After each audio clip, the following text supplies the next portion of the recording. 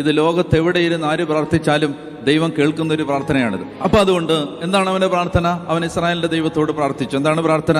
ദൈവമേ, അങ്ങ് എന്നെ അനുഗ്രഹിച്ച് എൻ്റെ അതിരുകൾ വിസ്തൃതമാക്കണമേ.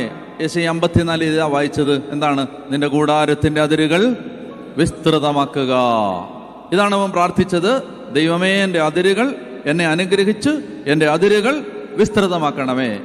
പിന്നെ അങ്ങയുടെ കരം എന്നോടുകൂടി ഇരിക്കുകയും സകല വിപത്തുകളിൽ നിന്ന് എന്നെ കാത്തുകൊള്ളുകയും ചെയ്യണമേ. 4 കാര്യങ്ങൾ. ഈ 4 കാര്യങ്ങൾ പ്രാർത്ഥിച്ചാൽ മതി. ഒരു ആയുസ്സിൽ പ്രാർത്ഥിക്കാൻ ഒറ്റ പ്രാർത്ഥന മതി. ഈ 4 കാര്യങ്ങൾ പ്രാർത്ഥിച്ചാൽ മതി. എന്താണിത്? 1, എന്നെ അനുഗ്രഹിക്കണം.